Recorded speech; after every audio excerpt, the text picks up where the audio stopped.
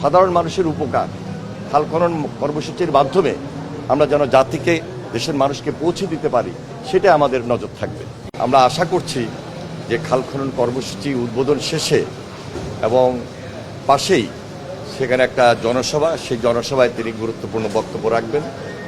এর পরবর্তীতে দিনাজপুরে সুধী সমাবেশে তিনি অংশগ্রহণ করবেন এবং ওনার মাননীয় প্রধানমন্ত্রীর নানা নানি এবং খালার কবর জিয়ারত করার মাধ্যমে এই প্রোগ্রামটি শেষ হবে। একটা সমাবেশ হবে আর একটা সুধী সমাবেশ হবে।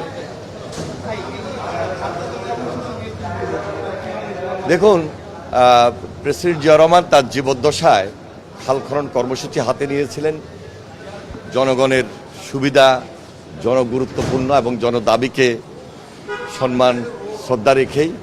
এটা একটা কর্মসূচি, এটা একটা বিপ্লব, একটা আন্দোলন।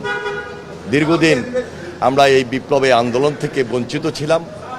বিভিন্ন সময়ে আমরা লক্ষ্য করেছি, বিভিন্ন সরকারের সময় খাল খনন প্রক্রিয়া করতে গিয়ে অনেকে বাধাগ্রস্ত হয়েছেন।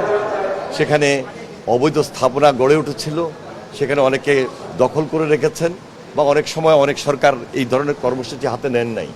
আজকে আমাদের নির্বাচিত সরকার জনাব তারেক রহমানের নেতৃত্বে আমরা প্রেসিডেন্ট জিয়া রহমানের অসমাপ্ত কাজ এবং দেশনেত্রী বেগম খালেদা জিয়ার অসমাপ্ত যে কর্মসূচি রয়েছে সেগুলোকে সমাপ্তকরণের জন্য আমরা খুব জোরালোভাবে এই কর্মসূচি হাতে নিয়েছি। এবং এই কর্মসূচি শুধু একটা আন্দোলন বা একটা বিপ্লবের মধ্যেই থাকবে না, একটা গণজাগরণের মধ্য দিয়ে আমরা জনগণের পাশে থেকে এই কর্মসূচিটাকে অব্যাহত রাখব, যেখান থেকে আমরা বেনিফিট পাবো, সুবিধা পাবো। যে জনগণ কিভাবে সেখানে খাল খনন কর্মসূচির যে সুবিধা, যেমন সেচের মাধ্যমে উৎপাদন প্রক্রিয়াকে আমরা আরও উৎপাদন দ্বিগুণ করতে পারি, মাছের চাষ হবে, তারপরে খালের দুই পাড়ে গাছের ফলন হবে, আমাদের